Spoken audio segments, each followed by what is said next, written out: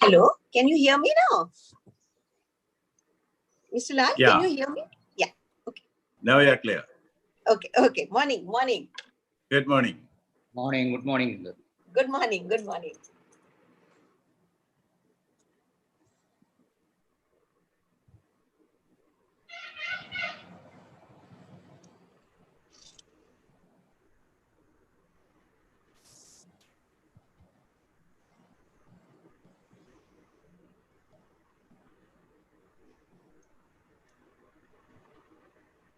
I can't hear you. Are you?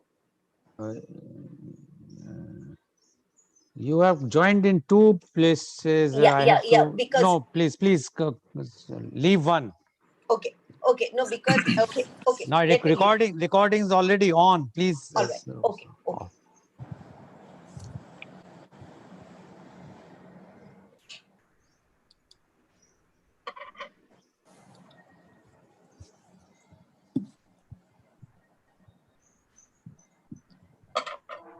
Is it okay now?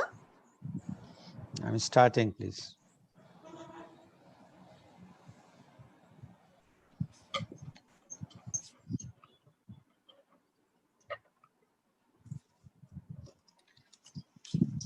Today in the media conference with Lal Goel, which is brought to you by V4 News, Global TV, V4 Stream, Malnadu TV, News Gaon Se, Samvad Sarokar News, Organ Donation India Foundation and Gyan. Our endeavor is to bring to you the current topic or the impact of COVID-19. And today's topic is a very interesting and very current topic, that is Atmanirbhar Bharat. But before I will start and come to the topic, I would like to inform that today we are celebrating World Statistics Day. The third World Statistics Day will be celebrated around the world on 20th October 2020 with the theme Connecting the World with Data We Can Trust. This theme reflects the importance of trust, innovation, and the public good in national statistical systems. At its 41st session in February 2010, the United Nations Statistical Commission proposed celebrating 20th October 2010 as World Statistics Day under the general theme, celebrating the many achievements of official statistics. In 2015, the General Assembly decided to designate 20th October 2015 second World Statistics Day under the general theme Better Data, Better Lives, as well as to celebrate World Statistics Day every 5th year on 20th October. We hope that theme of this World Statistics Day, connecting the world with data we can trust, will be achieved. Now coming to today's topic, that is Atmanirbhar Bharat. Atmanirbhar, self-reliance, is the only road to true freedom, and being one's own person, it is its ultimate reward.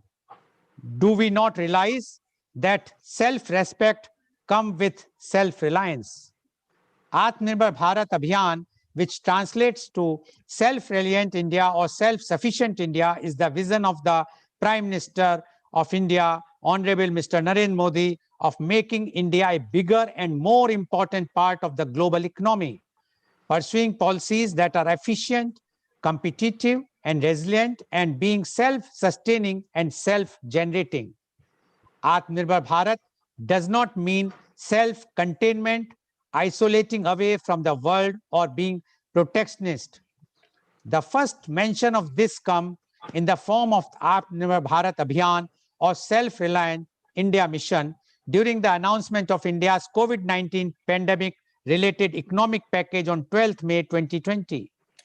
The 5 pillars of Atmanirbhar Bharat are stated as economy, infrastructure, technology-driven systems, vibrant demography, and demand. The 5 phases of Atmanirbhar Bharat are: Phase 1, businesses including MSMEs; Phase 2, poor including migrants and farmers; Phase 3, agriculture; Phase 4, new horizon of growth; Phase 5, government reforms and enablers. As part of the Atmanirbhar Bharat package, numerous government decisions have taken place, such as changing the definitions of MSMEs, boosting scope for private participation in numerous sectors, increasing FDI in the defense sector, and the vision has found support in many sectors, such as the solar manufacturers sector. The growth of India's personal protective equipment PPE sector from zero before March to 150,000 pieces a day by the beginning of May, and now it is more than 2 lakhs pieces a day, is considered as a fine example of a self-reliant India. The PPE industry in India has become a rupees 7,000 crore or US dollar $980 million in 2 months, the second largest after China. The largest fund in the country, worth rupees 21,000 crore or 2.9 billion US dollars, was set up by the IIT Alumni Council with the aim of supporting the mission towards self-reliance.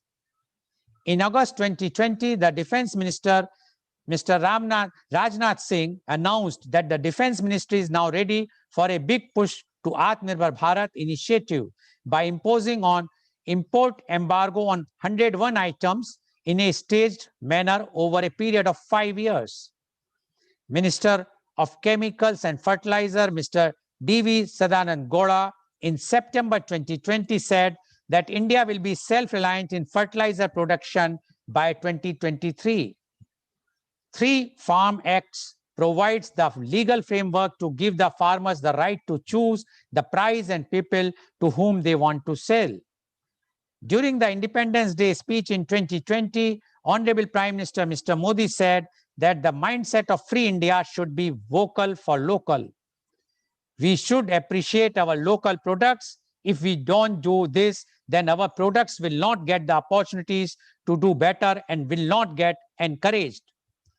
Calls for India to boycott Chinese products and promote an Atmanirbhar Bharat instead are particularly difficult in the short term for India, as India imports $75 billion worth of goods every year from China.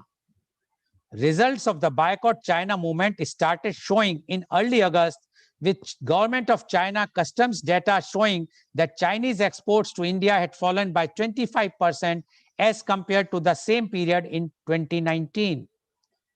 Atmanirbhar Bharat has been called by some as a repackaged version of the Make in India movement, using new taglines such as vocal for local. Other opposition members spoke about how India had enacted policies and built companies since its creation to make India self-reliant: SAIL for steel production, IIT for domestic engineers, All India Institute of Medical Science for medical science, DRDO for defense research, HAL for aviation, ISRO for space, CCL, NTPC and Goel in the area of energy, criticizing the advertising tactics of the government. Now, to discuss about the Atmanirbhar Bharat, we have a very, very elite, knowledgeable, experienced panel today. And I would like to invite my first guest. He is Dr. C.V. Anand Bose, IAS. Dr. Bose is one-man expert commission on labor to prepare an action plan for the welfare and development of the workforce in the context of COVID-19. He was former head of disaster management, Government of India, and Central Drought Relief Commissioner, Government of India. He is also the principal advisor, Government of India Heritage Project. He is the chairman of Indian Red Cross Kerala. He was the vice chancellor of National Museum, University of Delhi. He has authored 40 books in English, Malayalam, and Hindi, including novels, short stories, and essays. 4 of his books have become bestsellers. 4 books on Vastu and architecture and 1 book on housing received prestigious the Sharjah International Book Fair Award. Dr. Bose is an housing expert, innovator, writer, orator, and visionary. The path-breaking institutions set up by him, such as Nirmiti Kendra, Building Center, District Tourism Council, and Habitat Alliance, have been replicated at the state, national, and global level. He was the head of the prestigious Supreme Court Committee on the Treasures of Sri Padmanabha Swami Temple. Dr. Bose addressed United Nations General Assembly and specialized sessions 5 times on various international issues. Dr. Bose is a recipient of 31 national and international awards, including United Nations Global Best Practice Award.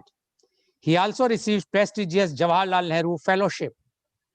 Kerala government termed him Lord of Ideas. Former Prime Minister Mr. Manmohan Singh called him inspired civil servant, and our Honorable Prime Minister Mr. Modi called him man of ideas. I welcome Dr. C.V. Anand Bose on my show. Dr. Bose, you know about Atmanirbhar Bharat very deeply. And you know what the critics have also mentioned. But we would like to know from you about the Atmanirbhar Bharat. Dr. C.V. Anand Bose, please. Thank you, Mr. Goel. Atmanirbhar Bharat, in my perception, is a proverbial stitch in time to save nine. It is said that knowledge comes from the West and wisdom comes from the East. I think COVID has taught us a lesson. In fact, we had in our economic restructuring in the 90s, globalization, liberalization, privatization, economic products of the West. We tried to integrate Indian economy with the world economy. Now, for a long time, the world prospered in that direction. Production in country A, capital coming from country B, labor coming from country C, marketing in all countries. Now, in the background of the pandemic, we knew that every nation has to be self-reliant. You cannot depend on others in an hour of crisis. I think it is this realization which has made the Prime Minister declare the Atmanirbhar Bharat as one of the major breakthrough in the COVID world. This is not, as you have rightly pointed out, this is not a policy of protectionism. This is not a policy of isolation. This is a policy which will ensure that India has what it wants produced and marketed in this own country. In fact, from the days of dependence through independence, the world reached the stage of interdependence, which is very comfortable for a long time. Now the calamity, the pandemic has taught us that we cannot be dependent on others, and the concept of interdependence also has changed its dimensions. We have to be self-reliant, we have to be self-sufficient. And this is not something which is new. Gandhiji had said, highlighting the need for self-reliance, he said about the self-reliant villages, that is what is guiding us now. Once again, buttressing the fact that knowledge may come from the West, but wisdom comes from the East.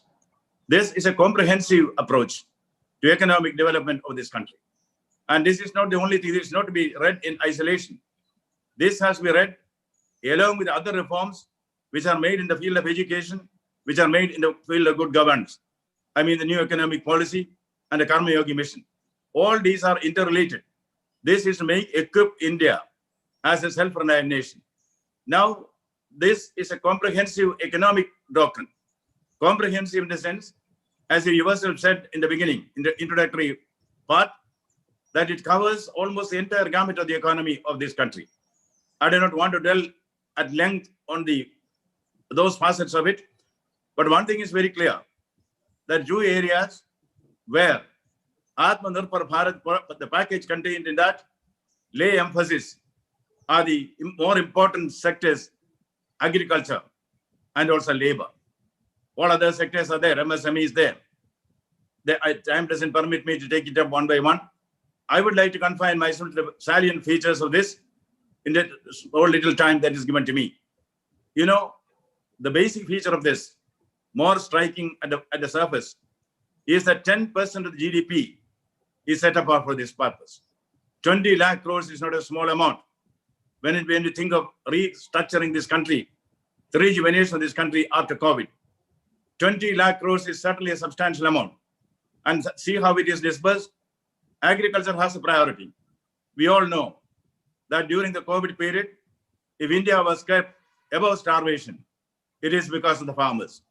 Our target for production has increased but we are not giving the necessary backup services for agriculture. This scheme, Atmanirbhar Bharat, lays emphasis on this. Concessional credit, that is what a farmer need when he has to. So concessional credit is given through the Kisan credit cards. This will benefit more than 2.5 crores of Kisans in this country. And then 1 lakh crore has been set apart to develop infrastructure, the farm gate infrastructure. You can sell at the farm gate itself, at the production center, at the collections and aggregation center. Infrastructure is being built up. And a lot of packages have been announced for the benefit of the farming community. And it is promised that legislative measures will be taken to see that the hardships of the farmers are eased. Now, the 3 legislations, the momentous legislation on agriculture, which was passed by the parliament recently.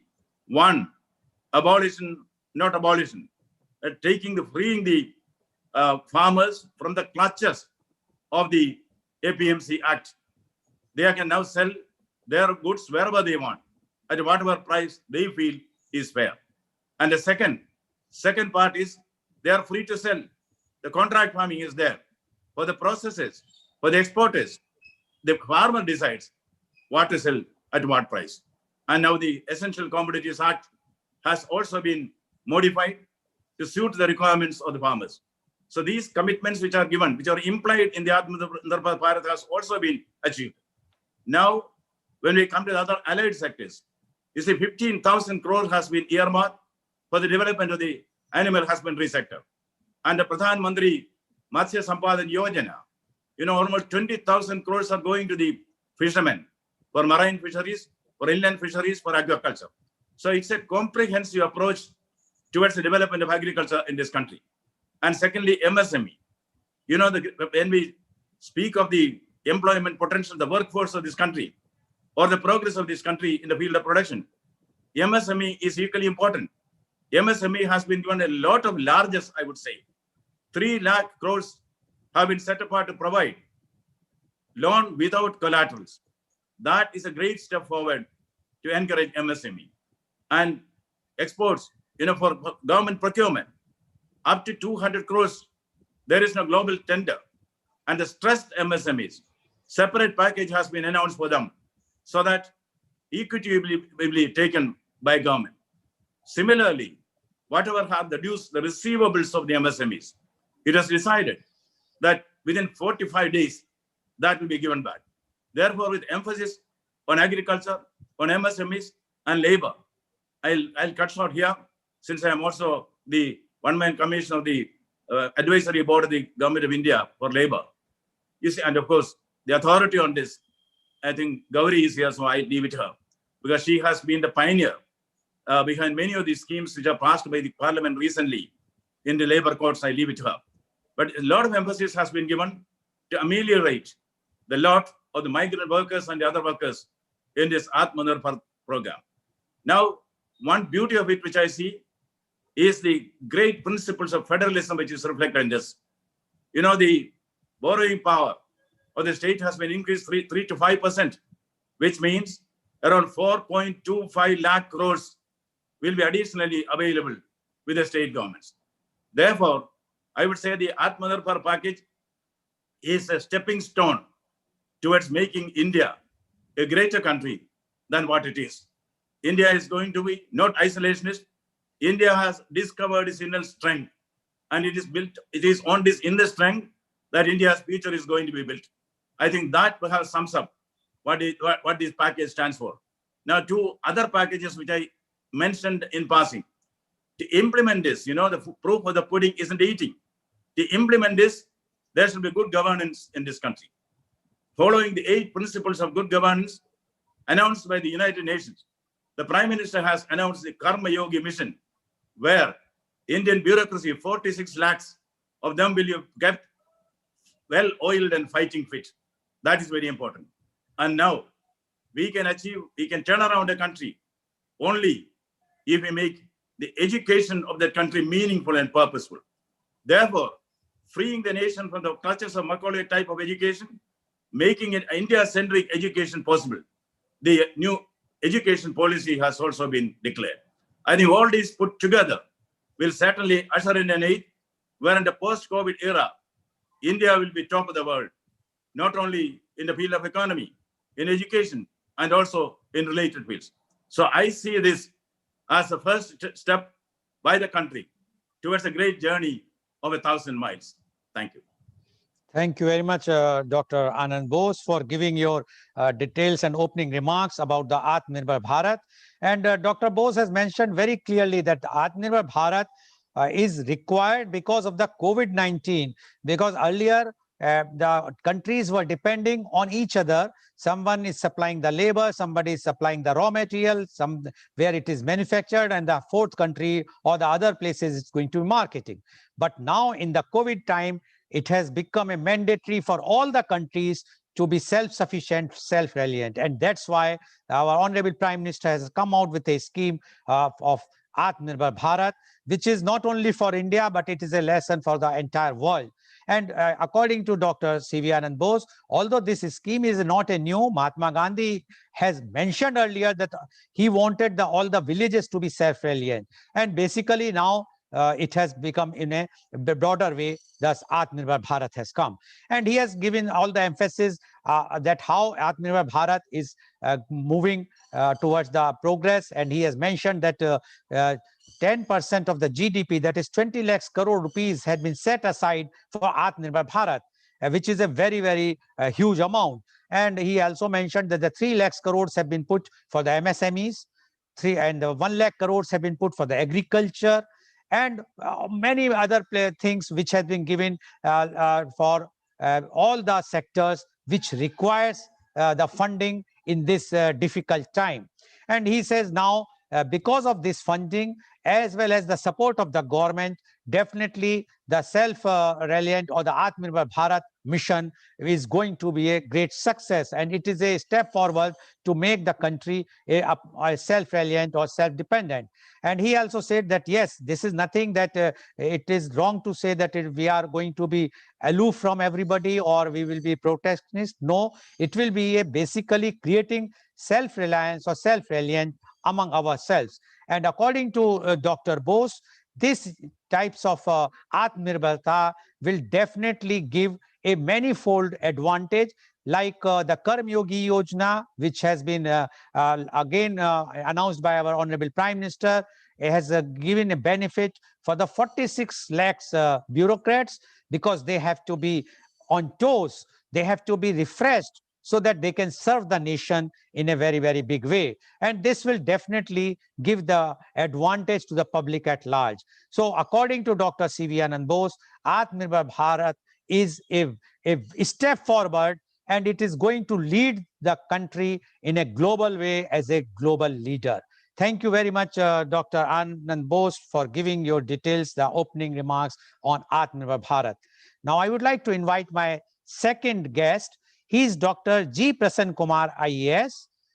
Dr. G. Prasann Kumar, IAS, is the chairman of Jan Kalyan Shiksha Samiti, Haryana. He is the former additional chief secretary, Government of Haryana. He joined the Indian Administrative Services in 1975 and was allotted Haryana cadre. He holds postgraduate degrees in chemistry from Kerala University and economics, Punjab University, Chandigarh, and PhD in economics from Mahatma Gandhi University, Kottayam, Kerala. His PhD thesis was titled "A Critique of the Petroleum Pricing Policy of Government of India." After serving in several important administrative positions in the Government of Haryana and Government of India, he retired as Additional Chief Secretary to the Government of Haryana on 31st October 2010. Subsequently, he worked as Director General, Haryana Institute of Public Administration, Gurgaon, from 2016 to 2019. Presently, Dr. Prasann Kumar is associated with Jan Kalyan Shiksha Samiti as chairman and their civil service coaching academy, Samkal. He is also functioning as vice chairman, Indian Institute of Public Administration, Haryana. Dr. Kumar has authored 2 books, Petroleum Pricing Policy in India, which he has wrote in 2000, and How to Help Your Child Learn Better, which he wrote in 2018. Welcome, Dr. G. Prasanna Kumar on our show. Dr. Prasanna Kumar, you have heard what Dr. Bose has mentioned. And according to Dr. Bose, this Atmanirbhar Bharat is a very, very big step for the country to lead not only in India but globally. And he has given all the data about how the agriculture emphasis has been given to agriculture, MSMEs, even for the bureaucracy, new and new schemes are coming. And according to him, this Atmanirbhar Bharat will make India self-reliant and will definitely become, India can become a global leader. He has also mentioned, although what critics are saying about that it's an old thing, yes, he admitted, he says it's nothing new. But Mahatma Gandhi mentioned this thing. But now our Honorable Prime Minister has given a new shape, and it's totally new thing with a release of 10% of GDP or 20 lakhs crore rupees for the benefit of the entire country. Now, we would like to know from you about Atmanirbhar Bharat. Dr. G. Prasanna Kumar, IAS, please.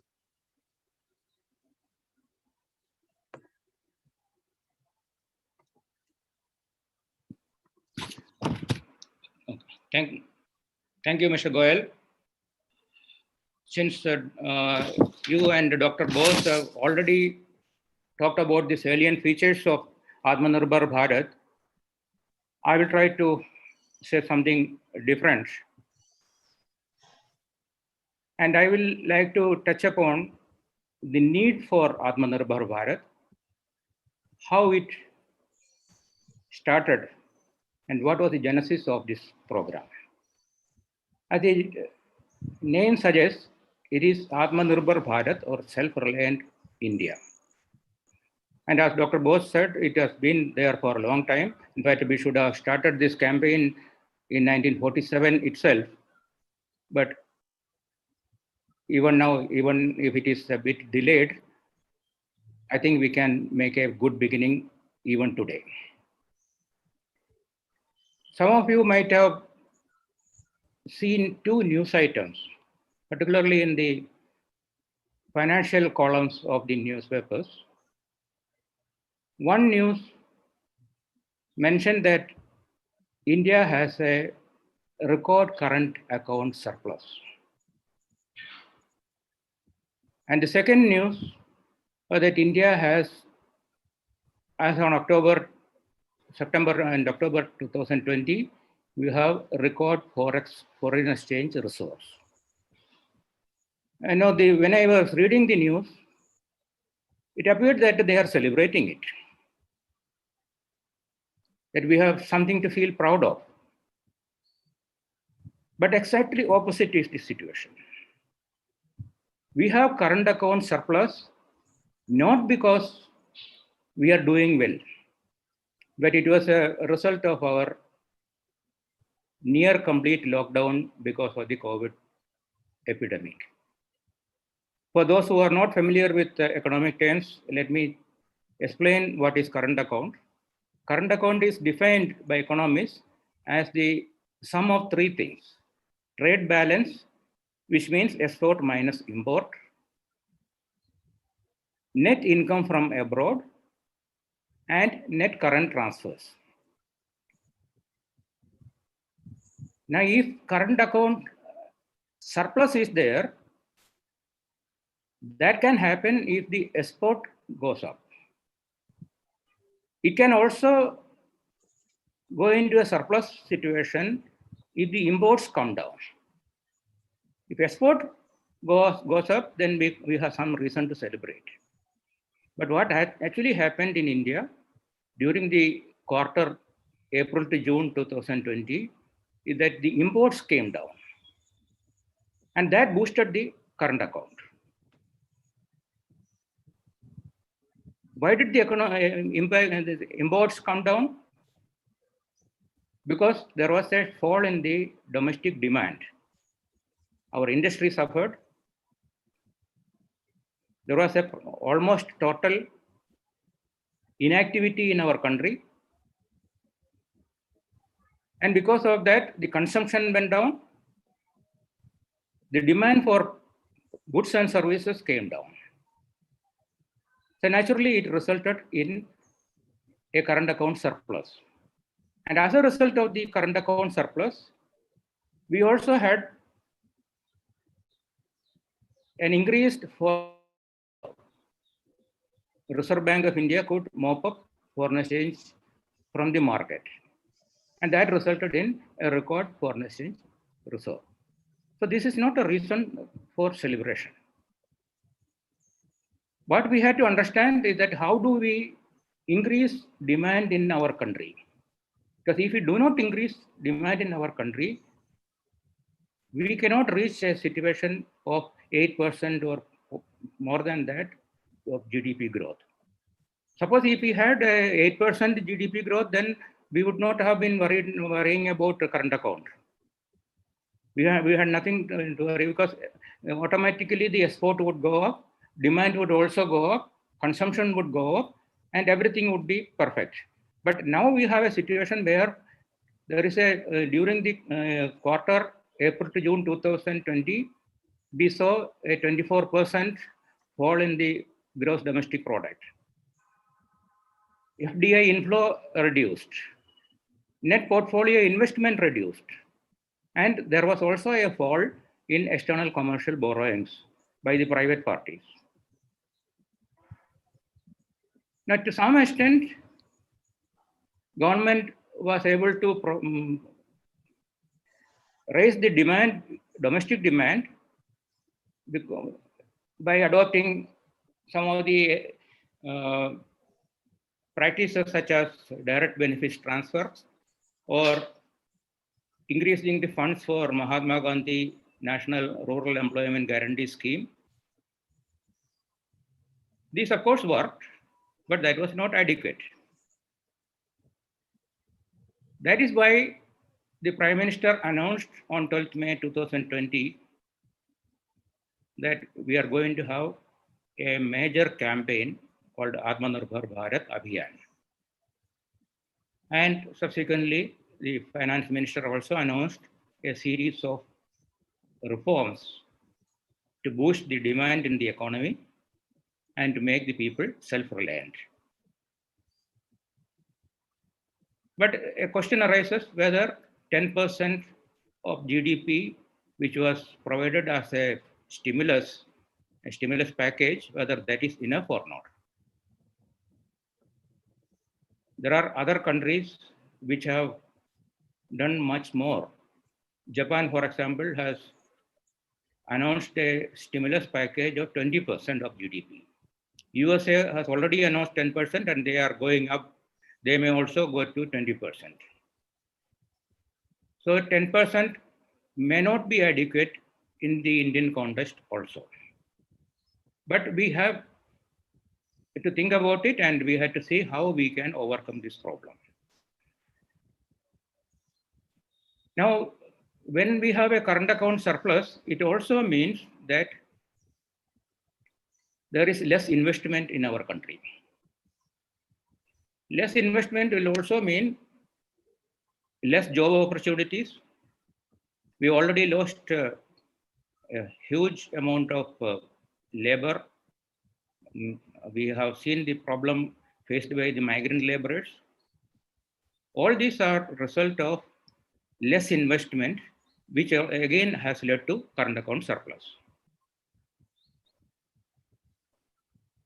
Now, one good thing which happened after the announcement of Atmanirbhar Bharat Abhiyan by the Prime Minister is that the government did not relax after that. Normally, some of these programs will become slogans and after that nothing will happen. But fortunately for us, the announcement of the Prime Minister was followed by a series of positive steps taken to boost the purchasing power of the middle and low income groups. Dr. Anand Bose has already mentioned the examples, so I am not repeating them, but just to touch upon some of the important programs. We have a large number of reforms in the MSME sector. A series of reforms have been announced. And that also includes opening up of the defense sector for involvement of our private companies. Working capital requirement of farmers has been addressed. Animal husbandry has been given a big boost. There has been a scheme for job creation for the Adivasis to enable the migrant laborers to get ration wherever they go. The facility of one nation, one card has been extended to the entire country. To make the street vendors self-sufficient, a Prime Minister Swanidhi has been announced. Swanidhi is Street Vendors Atmanirbhar Nidhi. And Dr. Bose has already mentioned about Pradhan Mantri Matsya Sampada Yojana. And even for students, there is a program. We know that most of the schools are not working now, and the students have to depend on online classes. But internet facility is not available everywhere.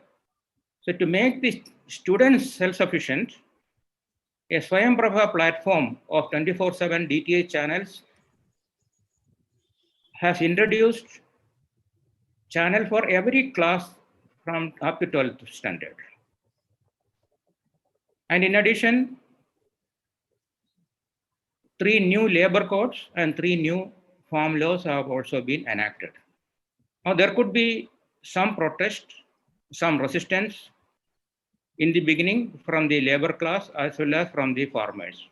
And it is also it's going on right now. But I am sure that these steps have been taken to make the laborers and the farmers Atmanirbhar. And they will realize it very soon. And the protest will give way to support. I'm very sure about that. What is important is that the people have to understand what the government is doing. The name of the program is Atmanirbhar Bharat Abhiyan. Abhiyan means a movement. Unless it becomes a people's movement, we are not going to become Atmanirbhar. So the government may do whatever is within its capacity, but it is for us, ordinary citizens of this country, to listen to the call given by the Prime Minister and support the government by becoming Atmanirbhar ourselves. We had to find job opportunities, we had to create job opportunities, we had to utilize our resources to the best possible extent. We had to develop skills within the country so that we are able to utilize the resources in a better way. And by all these processes, we are not only supporting the government, we are supporting ourselves to become Atmanirbhar. And that is going to be the major challenge we have to face. And I am sure we will be able to face that challenge. Thank you very much. Thank you, Dr. Prasanna Kumar, for giving your opening remarks. And Dr. Prasanna Kumar says that there are many issues which Atmanirbhar Bharat has dealt, but the main thing one should understand, as being he's a economist himself, he says that when this current surplus was mentioned, in the forex was mentioned, that we have a surplus forex and we have a surplus current situation in our accounts. There were the news items and people started like celebrating. But he says it is not a celebration time, because when the current account is surplus, it means that the export is more or import is less. The difference between export and import is the surplus. And if it is surplus, then that's why the current account is surplus. But he says that during the COVID-19, export was not there that much, and the import was also reduced because there was no demand. So that is why there was a surplus. And similarly for the forex thing, because there was no purchasing, the import was not there, the traveling was not there, hence the foreign exchange surplus was there with the RBI. And these things to not to be celebrated, but yes, if have to celebrate, we have to create the demand. And to create the demand, Honorable Prime Minister has announced this Atmanirbhar Abhiyan or Atmanirbhar movement. And he says that by the direct transfers of money, as well as increasing the amount in the Mahatma Gandhi Narega Yojana, this gives the boost up for the demand, as well as with the 10% infusion of the GDP or 20 lakhs crores in the economy. But the purpose is to create a more and more demand. And once the more and more demand will be there, definitely the economy will boost up. And that is the basic idea of Atmanirbhar Bharat. And he says that although so many schemes have come, which he has jotted out already, and he says those all schemes are the beneficial for the public at large. And he says this Atmanirbhar Bharat movement is based not for the government, it is for the public at large, and public should understand that if they will join this movement, definitely this will benefit them, not only the country, but benefit them also. And he has also mentioned that there are some opposition as far as the farm acts are concerned or the labor codes are concerned, but he says that he is confident that this agitation or the protest will die down, and they will also appreciate the benefits of these farm acts as well as the labor codes. So according to Dr. Prasanna Kumar, the Bharat Abhiyan, Atmanirbhar Bharat Abhiyan is a very, very positive step taken by Honorable Prime Minister, Mr. Modi. Thank you very much, Dr. Prasanna Kumar, for giving your opening remarks on this Atmanirbhar Bharat. Now, I would like to invite my next guest, and she is Miss Gauri Kumar. Ms. Gauri Kumar is a retired member of 1979 batch of Indian Administrative Services. She possesses varied experience of governance at various levels of state and union governments, cutting across a wide cross-section of sectors. She retired as Secretary, Coordination and Public Grievances, Cabinet Secretariat in 2015, and served as member, chairperson of the Public Enterprises Selection Board from 2015 to 2018, post her retirement. In the course of her distinguished career, she has been a former secretary in the Union Ministry of Labor and Employment, as well as in the Ministry of Home Affairs. She has served as a special additional secretary, Ministry of Mines, and additional secretary and financial advisor, Ministry of Environment and Forests. She has also been Principal Secretary, Urban Development, Industries and Mines, Industries Commissioner, and Secretary, Education Department in Government of Gujarat. She also held the position of Director General, National Institute of Fashions and Technology, Ministry of Textiles. Ms. Gauri Kumar holds a degree of BSc in Physics, Mathematics and Statistics from Allahabad University. She completed her MSc in Mathematics from Lucknow University and was awarded 7 gold medals in the course of her studies for exceptional academic distinction. She has also has a master's in public administration from John F. Kennedy School of Government, Harvard University.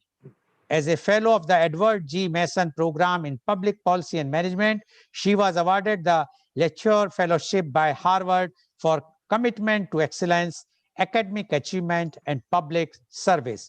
Welcome, Ms. Gauri Kumar, on our show.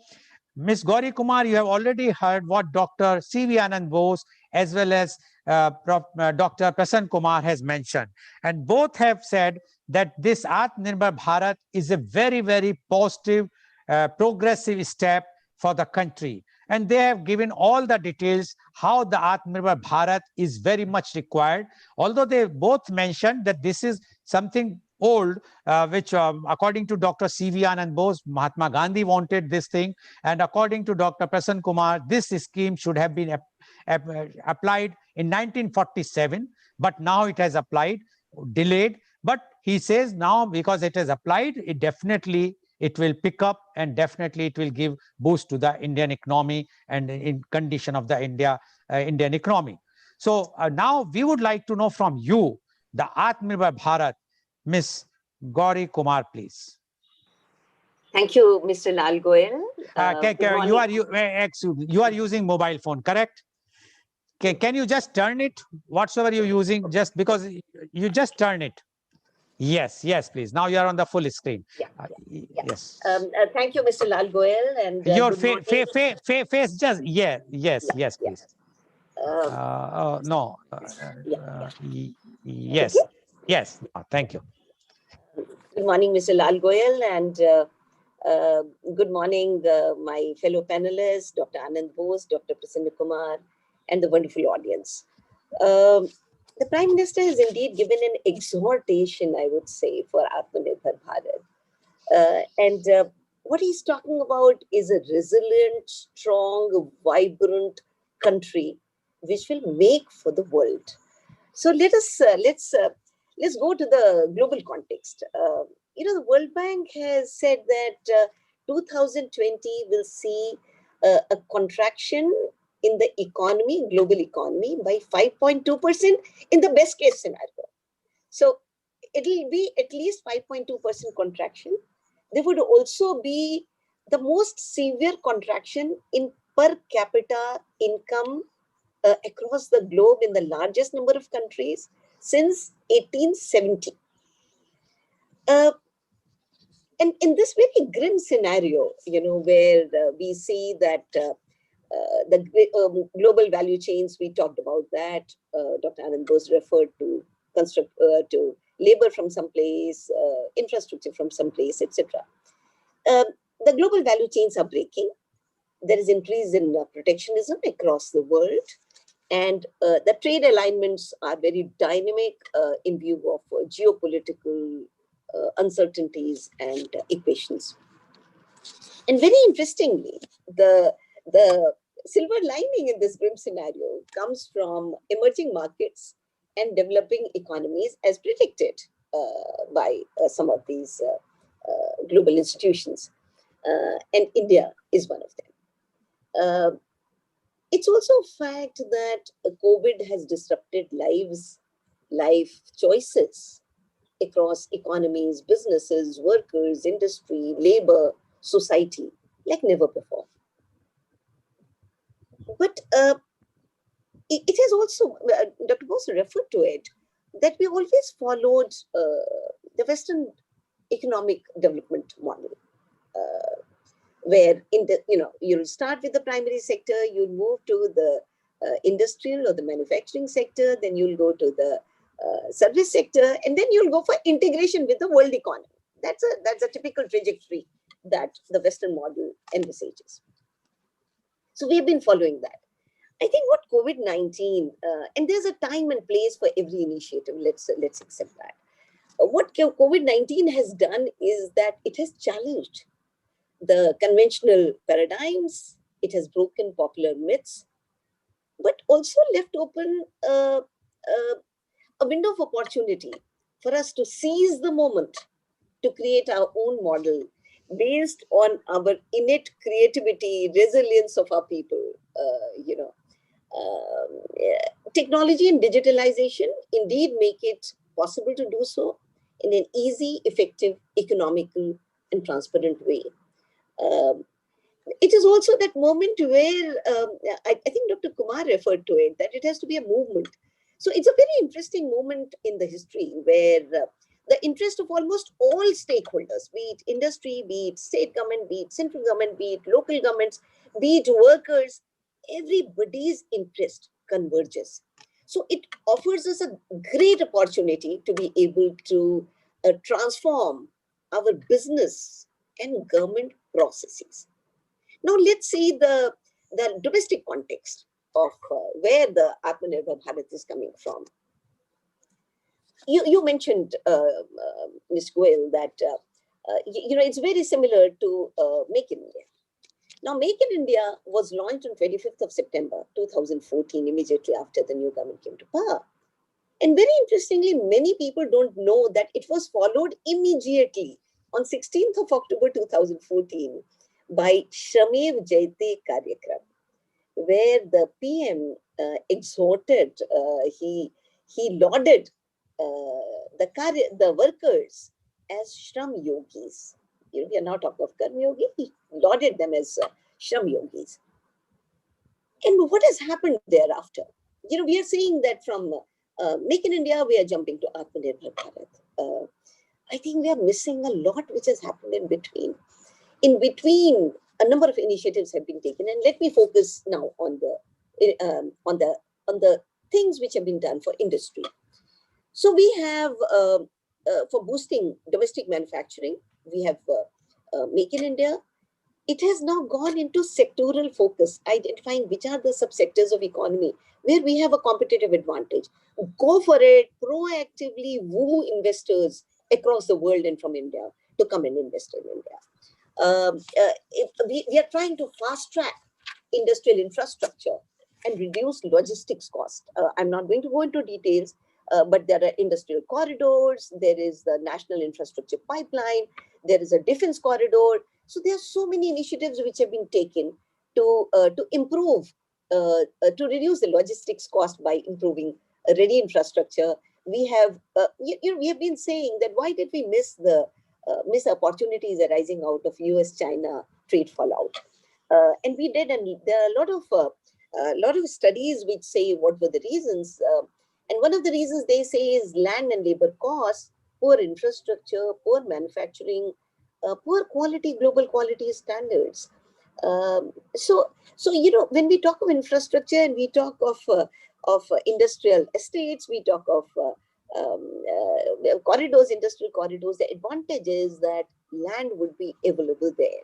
But what it needs is implementation, execution on the ground by the state, by the local government, by the district officials. And that is where the Karma Yogi concept comes, that let us focus on execution, let us declutter, let us unshackle, let us demystify government. It's very interesting that, and I go back to my Harvard experience, they would explain everything in a very simple way. They would say, what's the big deal? It's no complex economy. We somehow do the reverse. We try to make things sound complicated.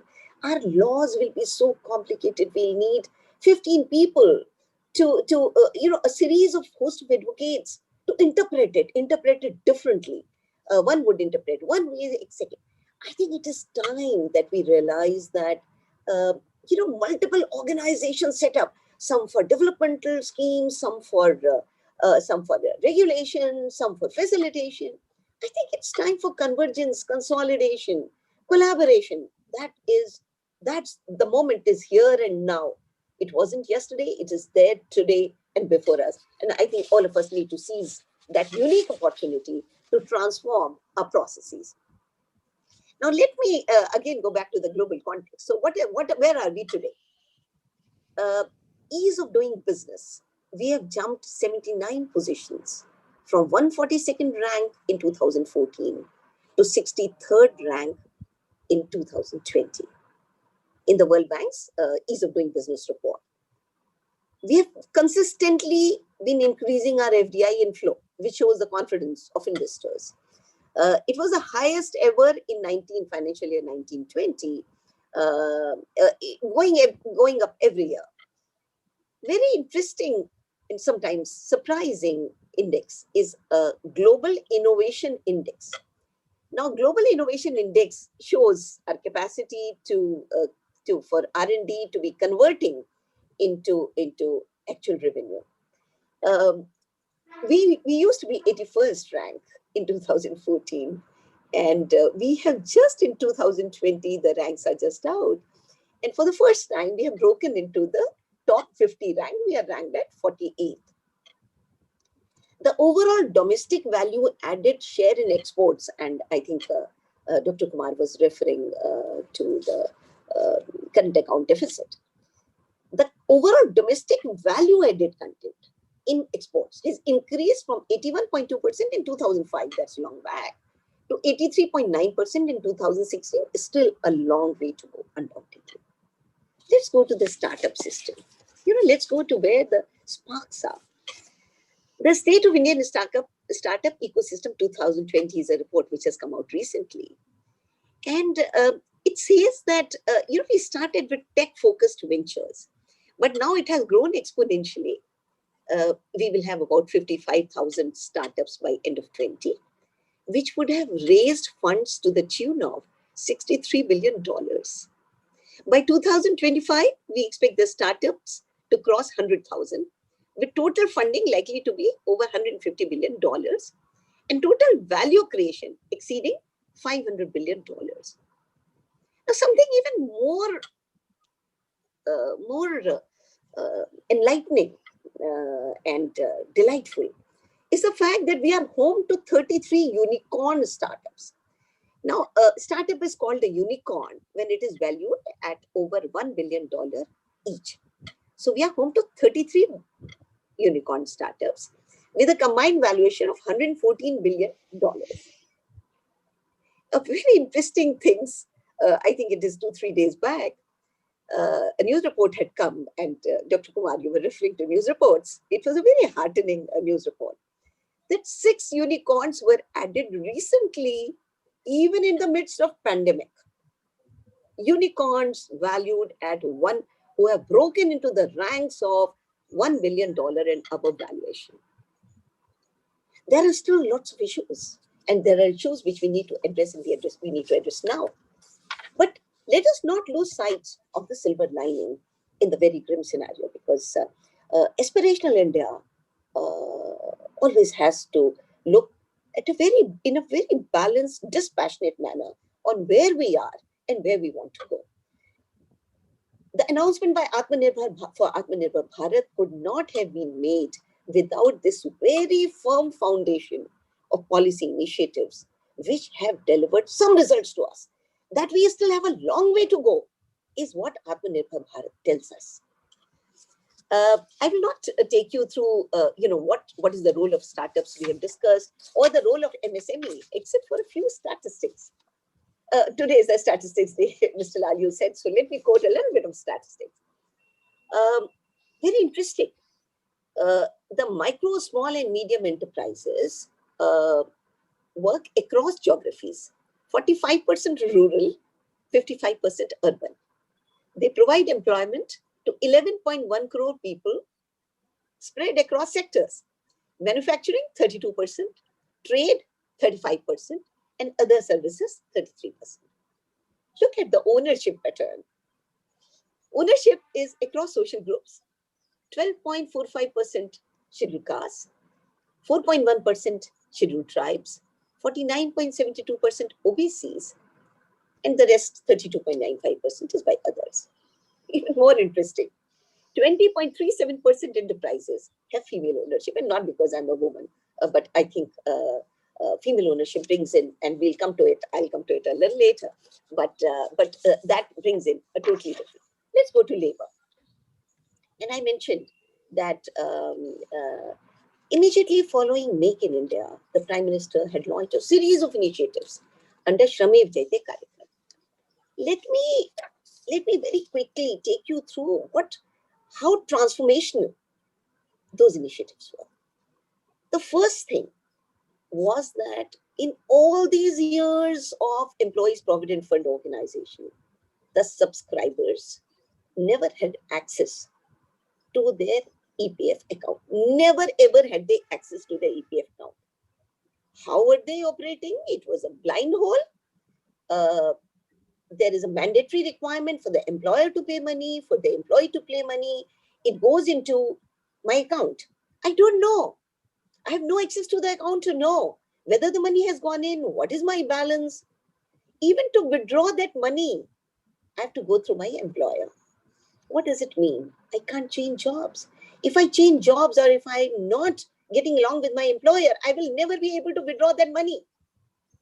And believe it or not, on the day the Prime Minister launched the Shramev Jayate Karyakram, there was 27,000 crore of such unclaimed amount from subscribers, the hard-earned money of subscribers, lying in the suspense account of Employees Provident Fund organization. For how many years? For a very long time. Now, what was done? The Prime Minister launched, we had about 3.6 crore subscribers, active subscribers at that point of time. And the Prime Minister launched issued, actually released universal account numbers under EPFO to 2 crore subscribers on that day, providing portability. So if I go from one job to other, if I go from one geography, we were talking about the ration cards being portable.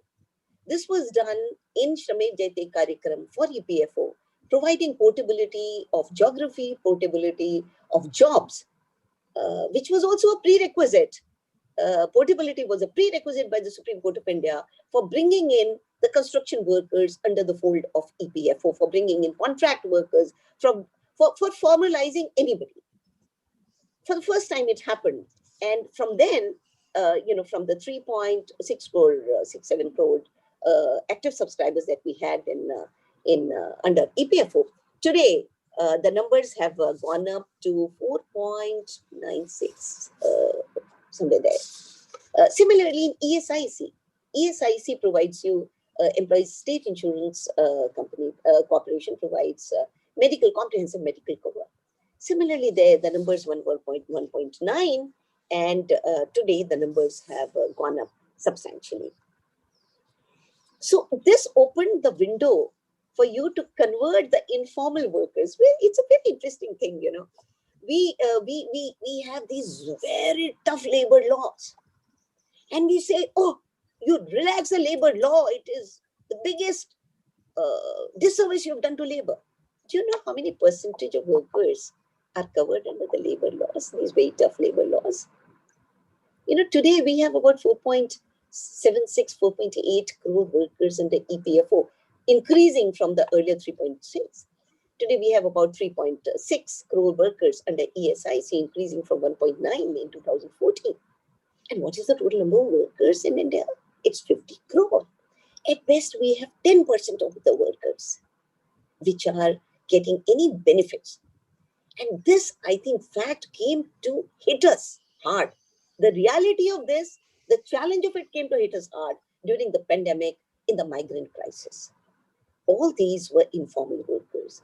Industry always used to tell us that the ratio between a formal and an informal worker is somewhere between 1 to 5. So, in every 5 workers, 1 worker would be formal, 4 would be informal. And the cost of formalization for these 1 out of 5 was so high that we need to keep increasing those, because the cost is very high, the productivity is very low. Now, what have the codes done?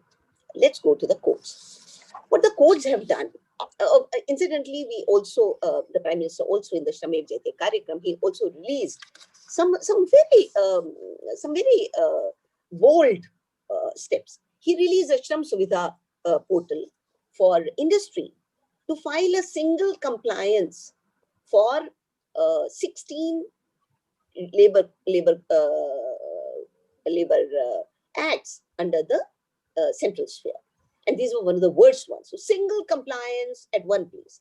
And why was it necessary? It was necessary because you have multiple organizations, multiple fellows chasing the same fellow. In industry, doesn't even know how many compliances he has to file. How does he file? How many people he keeps to keep every organization which is monitoring the regulation of these acts? So it's a very complex web that we have created around ourselves. And I think it is time to unshackle, rationalize, simplify as much as for execution. Now, you would not even be able to know whether the execution was good or not. What was done under the Shram Suvidha portal was to release 6 lakh unique labor identification numbers to 6 lakh units. It is easy to monitor. It is possible for us to check them, to check whether they are filing different reports under different acts, even which was done because the thresholds for application of those acts were different under different acts. So Shram Suvidha portal simplified execution, simplified regulation, simplified monitoring. It also simplified inspections. So we said there will be random. So the Prime Minister released random inspection scheme, which brought in transparency, reduced the inspector Raj to inspector facilitation. So inspectors have, and the labor codes have taken the very next major step in unshackling further and rationalizing, simplifying. Um, uh, Most interestingly, and I'll stop with this, we'll come back to some other points later. It says it envisages covering all the 50 crore workers from organized, unorganized, self-employed, rural, urban sectors for minimum wages and social security. It talks of a database on migrant workers, which will help effective targeting, skill mapping, and utilization of government schemes by workers in one place. Social Security Fund for 40 crore unorganized workers is expected to help us move towards universal social security coverage. I think from less than 10% being almost 5% being covered to now, I mean, out of 50 crores, about 5 crores were covered. So 10% at best to now covering 100% is a very major, major step.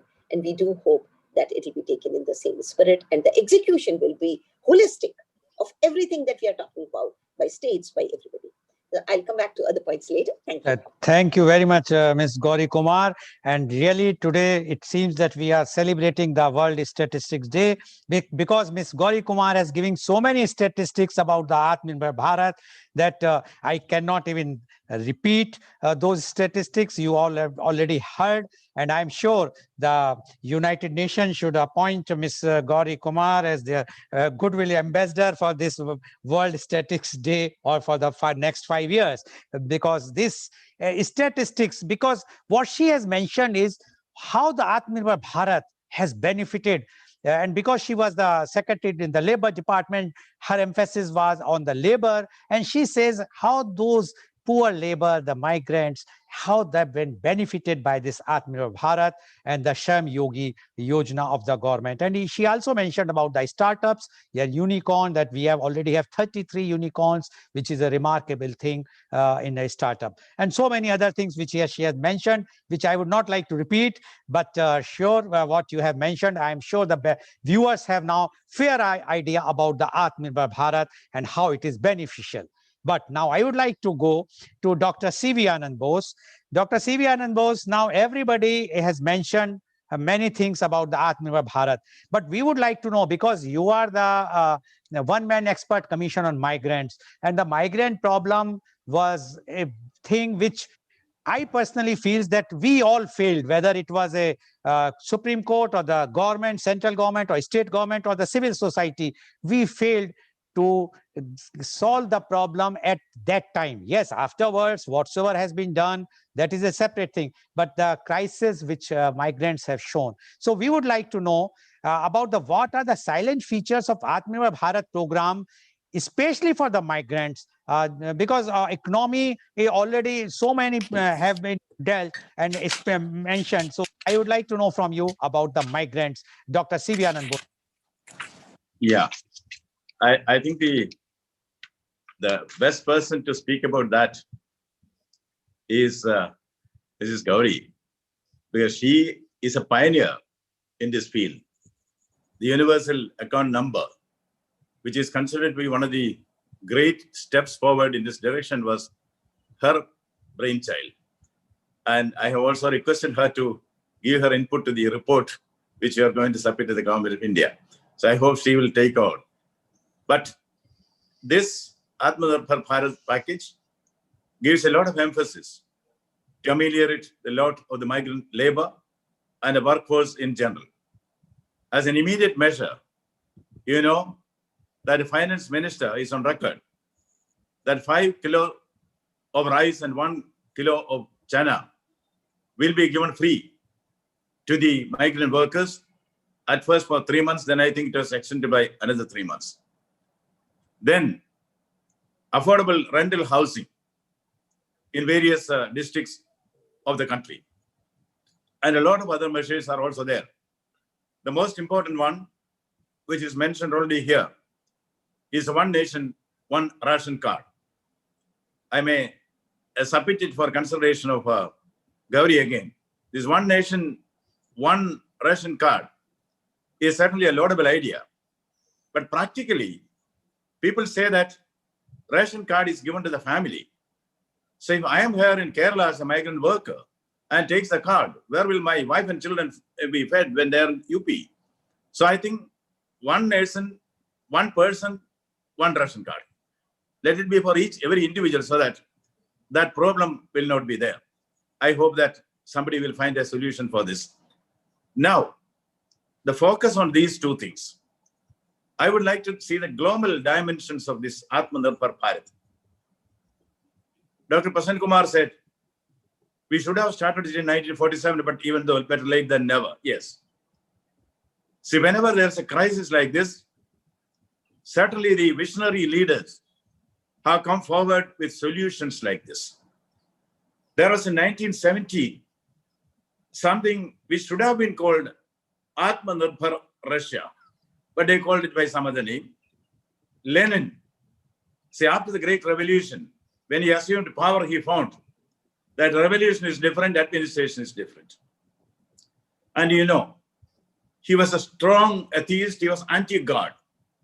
He not only did subscribe to the doctrine of religion is superior to the people, he even went a step ahead and said, a communist has to be naturally an atheist. Now, what is the relevance here now?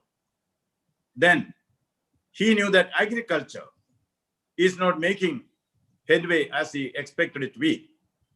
He asked one of his friends, Vladimir Chekhanov, a prosperous farmer, what is the issue? What is the problem?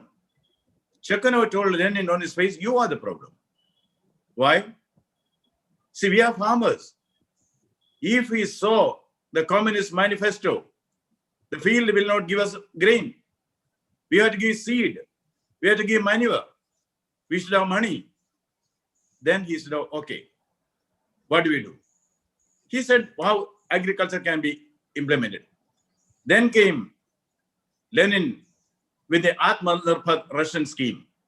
He asked Chekhanov, you be the equivalent to the Minister of Agriculture, head the Commissariat of Agriculture. Chekhanov said, I cannot. Why? Because I am a believer. I go to church. You said a communist has to be necessarily an atheist, so how can I get it? And there, the statesman in him came out. He said, an atheist can also participate in the nation's development. Chekhanov was made minister.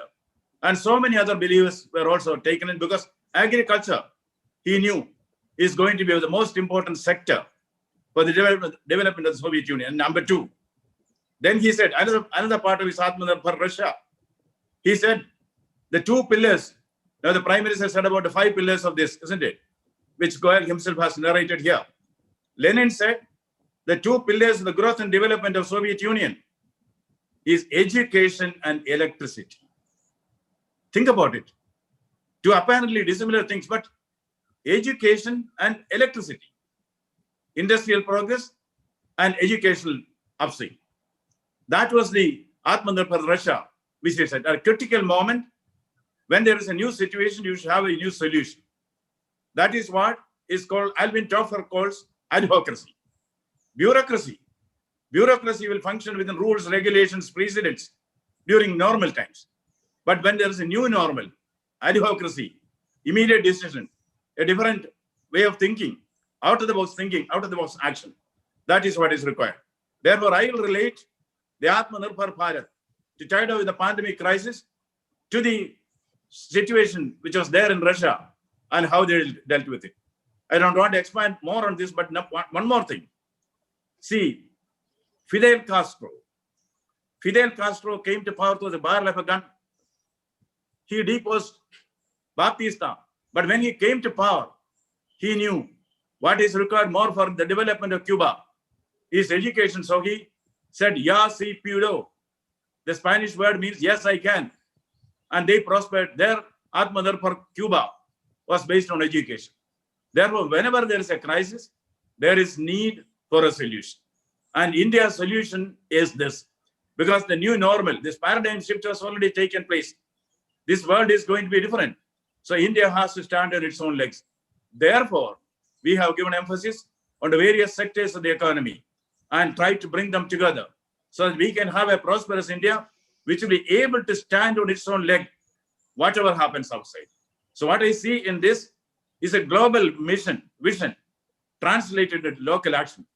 We speak about think globally and act locally. I think Prime Minister Narendra Modi is equipping the nation to think globally and act locally. I'm sure that the emerging new world, the brave new world which is going to come in the post-COVID era, India will be able to say with pride, yes, India is ready. We can look after ourselves. That, I think, is the message which comes from the Atmanirbhar Bharat. Thank you. Thank you very much, Dr. C.V. Anand Bose, for giving the reply and a very, I must say, forcefully, as well as giving the examples of Russia. I don't know, I cannot vouch whether it is correct or not, but what you said that the immediate action is required. Once the Premier Khrushchev, who was the Prime Minister of the Premier of the Soviet Union, there was a electrical engineers wanted to go on a strike. When he came to know, he called his secretary and he asked, how many are they? Well, this many wants to go, all the electric engineers. So he asked whether army of ours can take over. We have engineers. Well, yes, we have engineers, but there will be some problem. It will not be the 100%. Well, no problem. You just do one thing tomorrow morning, ask them to come and the Kremlin, and all should be shot dead, all the engineers. And immediately the word would reach to the engineers and they all joined the duty. So that was one of the solution, but our Prime Minister has not taken that solution. He has come out with a democratic solution by coming the Atmanirbhar Bharat. Thank you very much, Dr. C.V. Anand Bose, for giving such a nice reply. Now I would like to go to Dr. Prasanna Kumar. Dr. Prasanna Kumar, you have mentioned two things. One is about GDP. Another thing you have mentioned about the package, what we have done. Now, first I am coming to the package. Package you says about the 10%, that is 20 lakhs crores. I have the figures. That data has been released by the IMF as of June 12. And they have given the figures. They say that Germany has given the package of 40%, but effectively it was 10%. In Japan, you have mentioned it was about 35% and effectively more than Germany, about 11%. And like that. And in India, according to IMF, they have come out with a 10%, but effectively less than 1%. That is as far as the data is concerned, which you can clarify for the benefit of the viewers.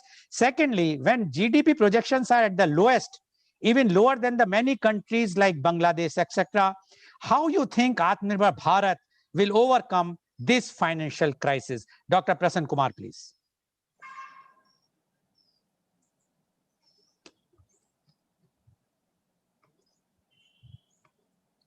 Please unmute Dr. Prasanna Kumar.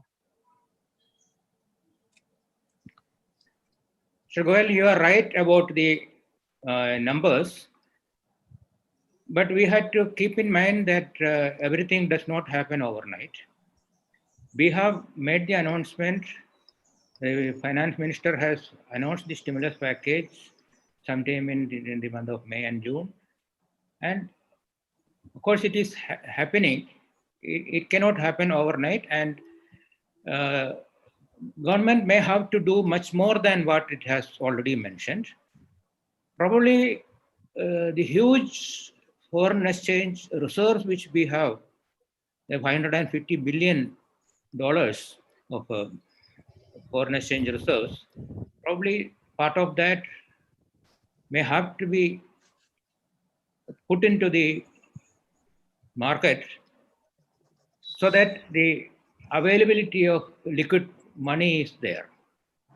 Government has also tried to mop up resources through disinvestment of central public sector enterprises, but as we all know, it is not working. The disinvestment is not happening at the rate at which we would like it to happen. We do have a resource crunch. Where do we get this 20,000 crores? That amount, 20 lakh crores.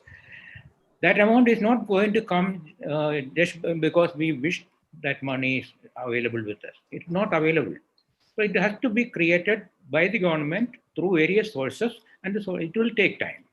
But the private sector also has to chip in.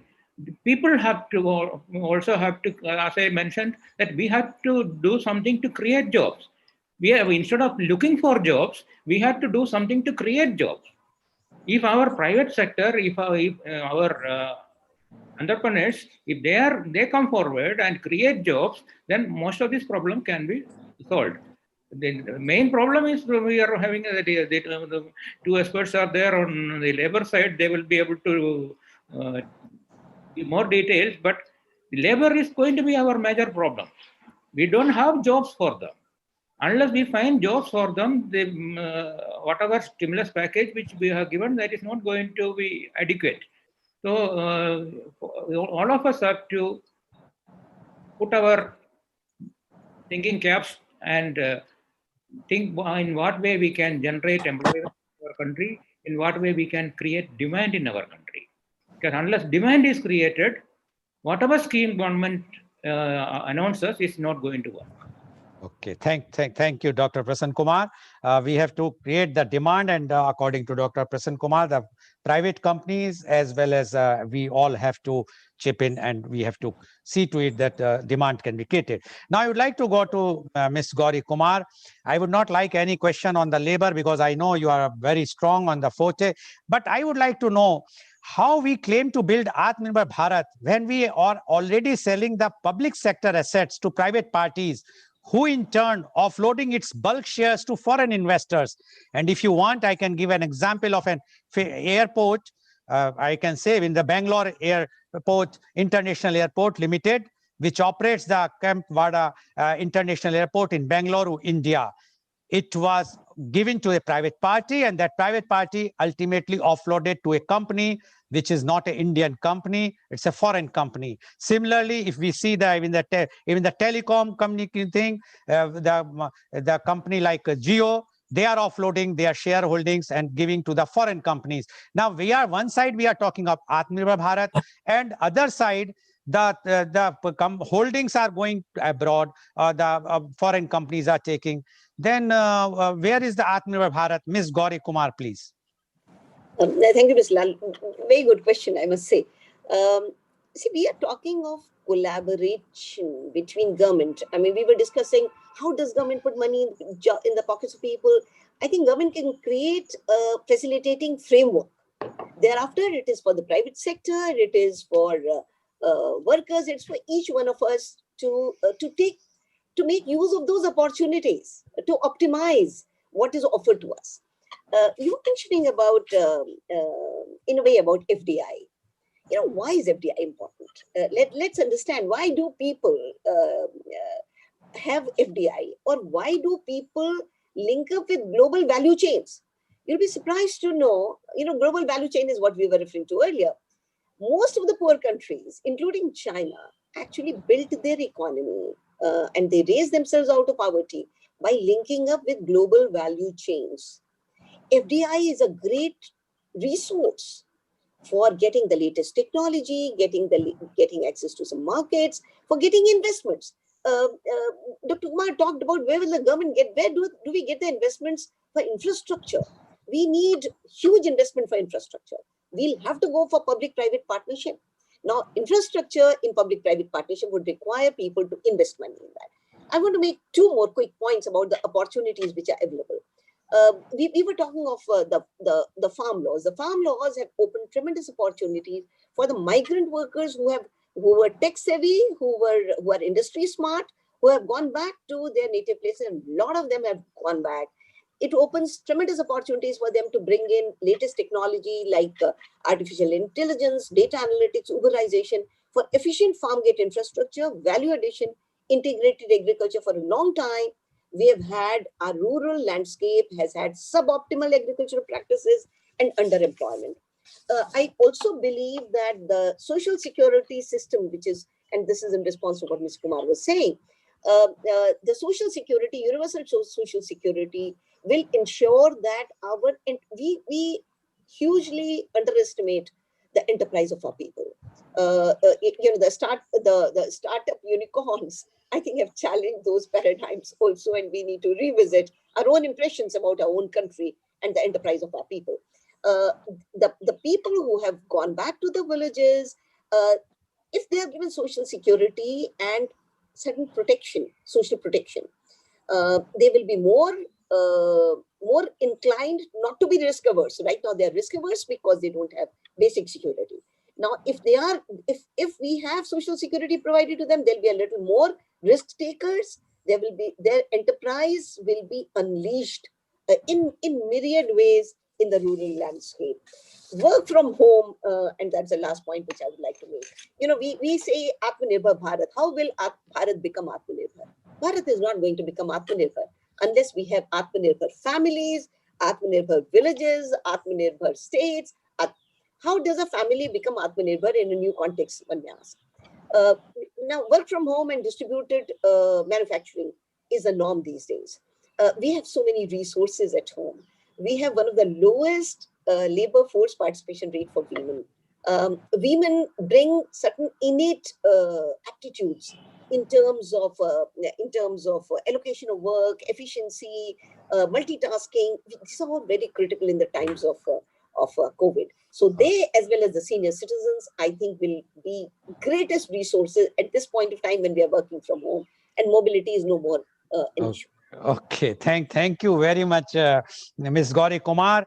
Although you have not given my answer directly, but yes, indirectly, fine. But today you have seen the Atmanirbhar Bharat movement. It's so beneficial for the country, and all the three experts have given their views, which clearly shows that it is not only beneficial for the industries, it is beneficial for the grassroots, the labor, the farmer, or all those who are working, even for the persons who are working from home, anywhere.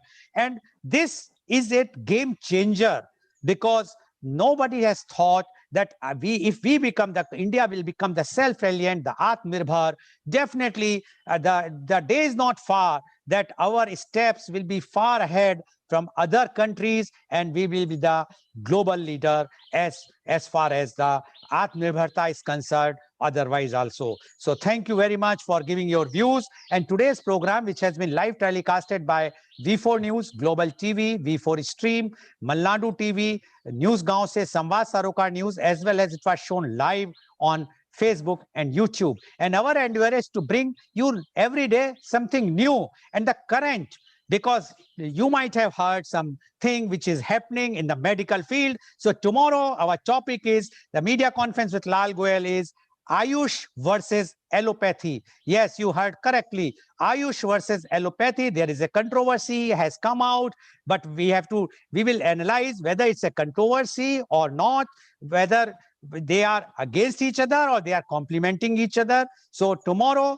our topic is Ayush versus allopathy, and my guests are Dr. Tanmay Goswami, Chairman, Goswal Ayurmed and Maitriya Ayurveda Ashram, Udupi, and Professor Dr. Rashmi Kundapur, Professor and Head Department of Community Medicine, K.S. Hegde Medical Academy, Nitya University, Mangalore. So please tune in tomorrow for media conference with Lal Goel at 10:30 a.m. Thank you very much, Dr. C.V. Anand Bose. Thank you very much, Dr. Prasanna Kumar, and thank you very much, Ms. Gauri Kumar.